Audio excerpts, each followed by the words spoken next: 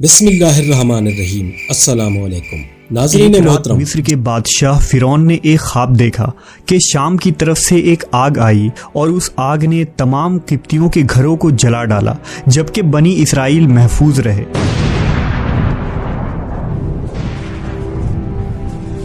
دہشت کے عالم میں بیدار ہونے کے بعد فرعون نے تمام کاہنوں اور نجومیوں کو جمع کر کے اپنا خواب بیان کیا۔ نجومیوں نے اسے بتایا کہ بنی اسرائیل میں ایک بچہ پیدا ہوگا جو فرعون کی بادشاہت کو ختم کرے گا۔ وہ بچہ کون تھا اور اس نے فرعون کی بادشاہت کا خاتمہ کر کے مصر کی تاریخ کو کیسے بدل ڈالا، اس ویڈیو میں ہم فرعون کے اس خواب اور اس پر اسرار بچے کے متعلق جانیں گے۔ فرعون خدائی کا دعوے دار اور بڑا ظالم و جابر بادشاہ تھا۔ اس نے بنی اسرائیل کو اپنا غلام بنا رکھا تھا، حالانکہ وہ حضرت یوسف علیہ السلام کے زمانے سے وہاں رہا کرتے تھے۔ حضرت یوسف نے اپنے والد حضرت یعقوب اور اپنے بھائیوں کے لیے زمین کا ایک حصہ اس وقت کے فرعون بادشاہ ریان بن ولید سے حاصل کیا تھا۔ حضرت یعقوب کی یہی نسل بنی اسرائیل کہلائی جو مصر میں خوب پھلی پھولی۔ یہ لوگ حضرت یعقوب کے دین کے پیروکار تھے، لہٰذا اس وقت اللہ کے نزدیک یہ سب سے بہترین جماعت تھی۔ انہوں نے فرعون کو سجدہ کرنے اور اسے اپنا رب ماننے سے انکار کر دیا تھا۔ اسی وجہ سے بادشاہ اور اس کے حواری ان پر ظلم و ستم کے پہاڑ ڈھاتے اور ان سے گھٹیا کام کرواتے تھے۔ فرعون نے جب اپنا خواب کاہنوں اور نجومیوں کو بتایا تو انہوں نے اس کی تعبیر یہ بتائی کہ بنی اسرائیل میں ایک بچہ پیدا ہوگا اور اس کے ہاتھوں اہل مصر کی ہلاکت ہوگی۔ بنی اسرائیل کے یہاں بھی شروع سے ہی یہی بات مشہور تھی، لہٰذا اس خواب کے بعد وہ مزید فکر مند ہو گیا اور اس نے حکم جاری کر دیا کہ بنی اسرائیل میں پیدا ہونے والے تمام لڑکے قتل کر دیے جائیں۔ اس حکم کے مطابق فرعون کے حواری اور اس کے سپاہیوں نے ہر ممکن قدم اٹھایا تاکہ کوئی بھی نومولود لڑکا زندہ نہ بچ پائے، لیکن اللہ کے فیصلے اٹل ہوتے ہیں۔ دیکھتے ہی دیکھتے بنی اسرائیل کے ہزاروں نومولود بچے ذبح کر دیے گئے۔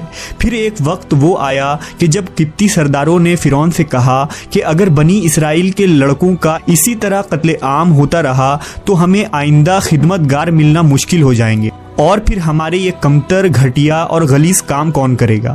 اس پر فرعون نے حکم جاری کیا کہ 1 سال چھوڑ کر بچے قتل کیے جائیں۔ ان دنوں حضرت موسیٰ کی والدہ اپنے حمل کے ابتدائی دنوں میں تھی۔ اللہ نے ان کی حفاظت کا سامان اس طرح فرمایا کہ ان کی والدہ پر معمول کے مطابق حمل کے آثار ظاہر نہیں ہوئے، جن سے آپ فرعون کی چھوڑی ہوئی دائیوں کی نگاہ میں نہ آئیں۔ انہوں نے اس بات کو چھپائے رکھا یہاں تک کہ پیدائش کا وقت آ پہنچا اور انہوں نے بچے کو جنم دیا۔ اس بارے میں سوائے قریبی لوگوں کے کوئی نہیں جانتا تھا۔ نجومیوں نے فرعون کو اطلاع دی کہ بچہ پیدا ہو چکا ہے۔ اس اطلاع نے فرعون کو بدحواس کر دیا۔ اس کے سپاہیوں نے گھر گھر تلاشی شروع کر دی۔ حضرت موسیٰ کے بھائی حضرت ہارون سال امان میں پیدا ہوئے تھے، جبکہ حضرت موسیٰ قتل والے سال میں پیدا ہوئے۔ حضرت موسیٰ کے والدین سخت پریشان تھے۔ 3 مہینے تک انہوں نے حضرت موسیٰ کو چھپا کر رکھا، لیکن زیادہ عرصہ تک بچے کو شاہی جاسوسوں کے نظروں سے چھپا کر رکھنا ممکن نہ تھا۔ پھر بھی وہ اپنی پوری کوشش کرتی رہی، یہاں تک کہ ان کے پاس اللہ کا حکم آ گیا۔ یہ حکم اللہ نے ان کے دل میں ڈالا تھا، یعنی القاء کیا تھا۔ حضرت موسیٰ کی والدہ کے دل میں خیال آیا کہ تابوت کی طرح ایک صندوق بنایا جائے اور اس بچے کو اس صندوق میں رکھ کر دریائے نیل کے بہاؤ پر چھوڑ دیا جائے۔ حضرت موسیٰ کی ماں نے اللہ کے حکم کے مطابق بچے کو صندوق میں رکھا اور دریا میں چھوڑ دیا۔ ساتھ ہی موسیٰ علیہ السلام کی بہن سے کہا کہ تم اس کے پیچھے پیچھے چلتی جاؤ۔ لہٰذا وہ دریائے نیل کے موجوں میں چلے اور ان کی بہن کنارے کنارے چلی، اپنے بھائی کی نگرانی کرتی جا رہی تھی کہ دریا میں ڈالنے کے بعد وہ کہاں جاتے ہیں۔ صندوق بہتا ہوا محل کے تالاب میں پہنچ گیا۔ وہاں فرعون کی بیوی ملکہ اور خادمائیں لطف اندوز ہو رہی تھی کہ صندوق پر ملکہ کی نظر پڑی۔ اس نے کنیزوں کو حکم دیا کہ صندوق کو تالاب سے نکال لاؤ۔ صندوق کھولا گیا تو اس میں ایک حسین اور تندرست بچہ آرام سے لیٹا ہوا انگوٹھا چوس رہا تھا۔ ملکہ بہت خوش ہوئی، اس کی آنکھوں میں ممتا اتر آئی۔ شفقت و محبت سے بچے کو گود میں لے لیا۔ ملکہ نے سوچا کہ اس بچے کو بیٹا بنا کر پالنا چاہیے۔ محل میں کسی نے خدشہ ظاہر کیا کہ یہ بچہ بادشاہ کی سلطنت کو ختم کرنے کا سبب بھی بن سکتا ہے۔ فرعون کے دل میں بھی یہ خیال آیا کہ کہیں یہ بچہ بنی اسرائیل کا وہ لڑکا نہ ہو جس کے بارے میں نجومیوں نے پیشن گوئی کی تھی۔ لیکن فرعون کی بیوی نے کہا یہ بھی تو ہو سکتا ہے کہ یہ بچہ ہماری آنکھوں کی ٹھنڈک بنے یا ہم اس کو اپنا بیٹا بنا لیں۔ اس پر فرعون نے کہا یہ صرف تیری آنکھ کی ٹھنڈک ہے، میری نہیں۔ میں نہیں چاہتا بنی اسرائیل کا کوئی بچہ میری نگرانی میں پلے، لہٰذا یہ صرف تیری ہی آنکھوں کی ٹھنڈک ہے۔ حضرت ابن عباس فرماتے ہیں کہ اگر فرعون یہ بات کہہ دیتا کہ یہ میری بھی آنکھوں کی ٹھنڈک ہے تو اللہ تعالیٰ اسے ہدایت دے دیتا، لیکن اس نے یہ کہا کہ یہ صرف تیری آنکھوں کی ٹھنڈک ہے۔ ملکہ نے اس بچے کا نام موسیٰ رکھا، جس کے معنی ہیں وہ شخص جو پانی سے نکالا گیا ہو۔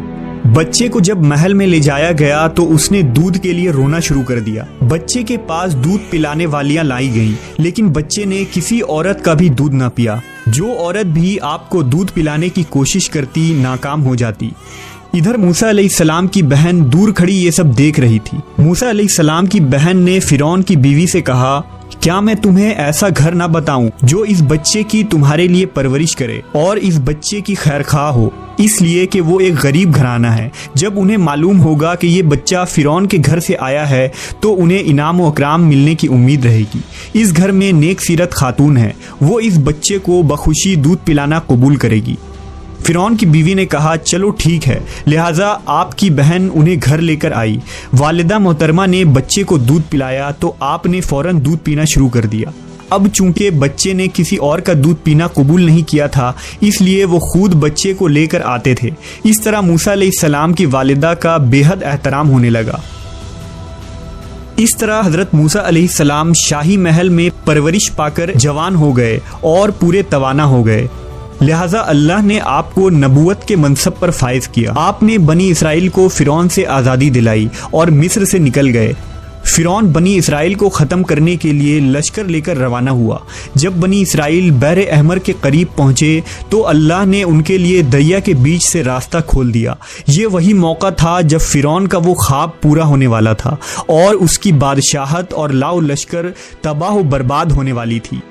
بنی اسرائیل تو سمندر کے پار چلے گئے، مگر جب فرعون اپنے لشکر سمیت ان کے پیچھے آیا تو سمندر کا یہ راستہ بند ہو گیا اور وہ اپنے لشکر سمیت اس سمندر میں غرق ہو گیا۔